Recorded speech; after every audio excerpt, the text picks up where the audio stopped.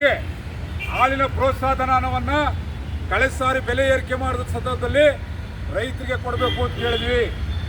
ರೈತರಿಗೆ ಕೊಡಲಿಲ್ಲ. ಮುಂದೆ ಮುಖ್ಯಮಂತ್ರಿಗಳು ಸುಳಿವು ಹೇಳ್ತಾ ಇದ್ದಾರೆ.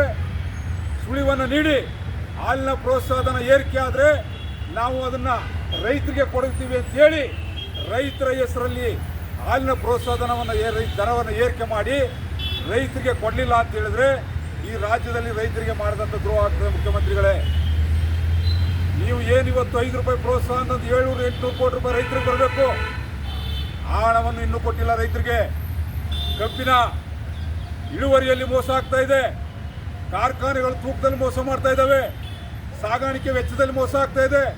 ಕಾರ್ಖಾನೆ ಮುಂದೆ APMCಗಳ ಮುಖಾಂತರ ತೂಕದ ಯಂತ್ರ ಅಳವಡಿಸಿ ಅಂತ ಹೇಳಿದ್ರೆ ಯಾವುದೇ ಕಾರ್ಖಾನೆಗಳು ಪ್ರಾರಂಭ ಮಾಡ್ತಾ ಇಲ್ಲ.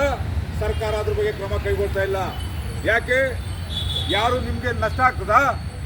ಒಂದು ಕಡೆ ಗುಂಡ್ಲುಪೇಟೆ, ಚಾಮರಾಜನಗರ, ಹಾಸನ ವ್ಯಾಪ್ತಿನಲ್ಲಿ ಕಾಡು ಪ್ರಾಣಿಗಳ ಹಾವಳಿ ಬಹಳಷ್ಟು ಮಿತಿಮೀರಿ ರೈತರನ್ನ ಲಗ್ಗೆ ಇಟ್ಟು ಪ್ರಾಣ ಹಾನಿ, ಬೆಳೆ ನಷ್ಟ ಆಗ್ತಾ ಇದೆ. ವೈಜ್ಞಾನಿಕವಾದಂಥ ಆನೆಗಳನ್ನ ಚಿರತೆಗಳನ್ನ ತಡಿಲಿಕ್ಕೆ ಕ್ರಮ ಕೈಗೊಳ್ಳಿ ಅಂದರೆ ಇಲಾಖೆಯವರು ಕೈ ಚೆಲ್ಲಿ ಕೂತ್ಕೋತಾರೆ. ಇಷ್ಟೆಲ್ಲ ಸಮಸ್ಯೆಗಳಿದ್ರೂ ಕೂಡ 150 ರೂಪಾಯಿ ಜೊತೆಗೆ ಕೃಷಿ ಪಂಪ್ ಸೆಟ್ಗಳಿಗೆ ಅಕ್ರಮ ಸಕ್ರಮ ಯೋಜನೆಯನ್ನು ತಕ್ಷಣ ಕೈ ಬಿಡಬೇಕು. ಏನಿವತ್ತು ತಂದಿದ್ದೀರಿ ಆ ಯೋಜನೆಯನ್ನು ಕೈ ಬಿಟ್ಟು ಅಕ್ರಮ ಸಕ್ರಮ ಯೋಜನೆಯನ್ನು ಮರು ಜಾರಿ ಮಾಡಿ ಏನು 17,000ರಿಂದ 23,000 ಕಟ್ಟಿ ನಾವು ಸಂಪರ್ಕ ಪಡ್ತಾ ಇದ್ವಿ, ಅದನ್ನು ಮರು ಜಾರಿ ಮಾಡಬೇಕು. ಇವತ್ತು ಸರ್ಕಾರ ಹೇಳ್ತಾ ಇದೆ ಹೊಸ ಕೃಷಿಯನ್ನು ಮಾಡಲಿಕ್ಕೆ ರೈತರಿಗೆ ಅವಕಾಶ ಮಾಡ್ತೀವಿ ಅಂತೇಳಿ. ಎಲ್ಲಿ ಅವಕಾಶ ಮಾಡ್ತಾ ಇದ್ರಿ?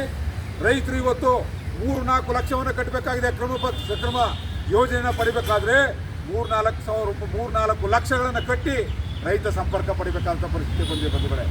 ಇದನ್ನು ಖಂಡಿಸಲಿಕ್ಕೋಸ್ಕರವಾಗಿ ನಾವು ನಿರ್ಧಾರ ಮಾಡಿದ್ದೇವೆ. ಇವತ್ತು